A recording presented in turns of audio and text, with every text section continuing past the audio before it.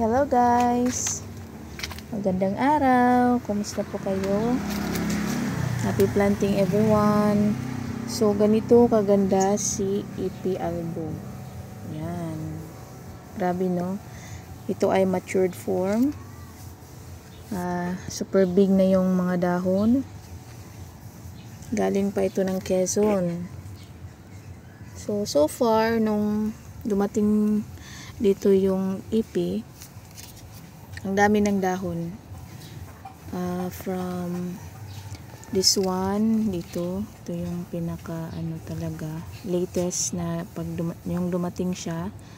Then second, third, then coming 4 leaves. So nilagyan ko ito ng oregano kasi ang daming langgam nung soil niya. So, ayun, medyo okay na. Nagtaka kasi ako na ang daming langgam sa lupa. So, ayun, yung treatment ko dyan ay oregano. So, yan, mas lalong gumanda po yung ating Ipi albo. So, may sunog lang dito. Pero, yan yung pong damage niya pag ship. Ito yung half. Pero okay lang naman kasi ang ganda ng mga next leaves niya. So ang dami ko pang mga epi. Ayan. Ito ay si Sunburst. Ganda oh. Tapos si Ipi mint. Si Ipi Aria pala. Tapos, Ipi neon. And then, si Ipi flame. Ipi flame din. So, yan po si strawberry shake ko. Nung nilagyan ko ng ipil-ipil, yung aking antfall, ang bilis nilang lumaki, yung mga dahon nila. So, maganda talaga yung organic din kasi safe.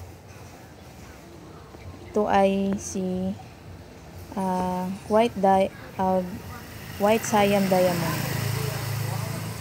Ito ay hybrid na wave of love. So ang dami ko mga begonia. Tapos ang dami ko pang ipi doon.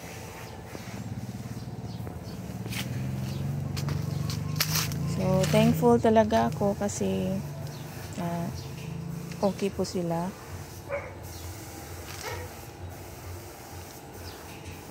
Ayan.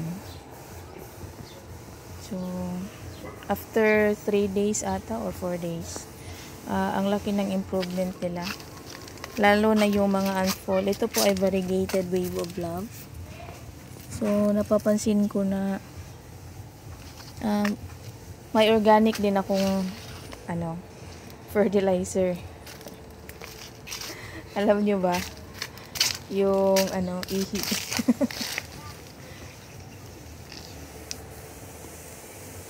Yun lang. Napapansin ko lang na mas lalong tumaba sila. Aside from ipil-ipil. Mas naging healthy yung mga roots nila. So that's all. Thank you for watching. Happy planting. Bye-bye.